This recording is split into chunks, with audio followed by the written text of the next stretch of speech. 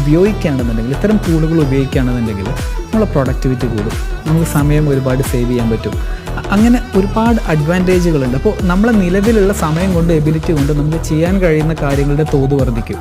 ഇത് ഉപയോഗിക്കാത്ത ആൾക്കാരെ സംബന്ധിച്ചിടത്തോളം അവരിതൊക്കെ മിസ് ചെയ്യുന്നുണ്ട്. At the end of the day മാർക്കറ്റിൽ ഒരു ഓപ്പൺ മാർക്കറ്റ് ആണെന്നുണ്ടെങ്കിൽ സപ്ലൈ ആൻഡ് ഡിമാൻഡാണ് എല്ലാം തീരുമാനിക്കുക. അപ്പോൾ ക്വാളിറ്റി എല്ലാം അതിൽ വരില്ലേ.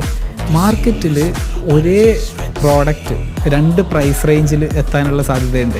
അതായത് ഹ്യൂമൻ മെയ്ഡ് പ്രോഡക്റ്റ് ആണെന്നുണ്ടെങ്കിൽ അതിന് കോസ്റ്റ് കൂടുതലായിരിക്കും.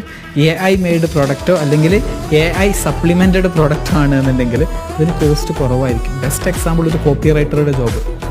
ഒരു കോപ്പി റൈറ്റർ ഞാൻ AI ഒന്നും ഉപയോഗിക്കില്ല, എൻ്റെ സ്വന്തം ബുദ്ധിയിൽ നിന്ന് വിരിച്ചെടുത്തതെന്ന് പറഞ്ഞു കഴിഞ്ഞാൽ അയാൾക്കത് ചെയ്യാനെടുക്കുന്ന ടൈം ഡെഫിനറ്റ്ലി ഒരു സ്ക്രിപ്റ്റ് എഴുതണമെന്നുണ്ടെങ്കിൽ ഒരാഴ്ച വേണ്ടി വരുന്നുണ്ടെങ്കിൽ നിങ്ങൾ ശ്രദ്ധിച്ചിട്ടുണ്ടായിരുന്നു ഹോളിവുഡിൽ ഭയങ്കരമായിട്ട് സ്ട്രൈക്ക് നടക്കുന്നുണ്ട്. ഹോളിവുഡിലെ നടന്മാരും അതുപോലെ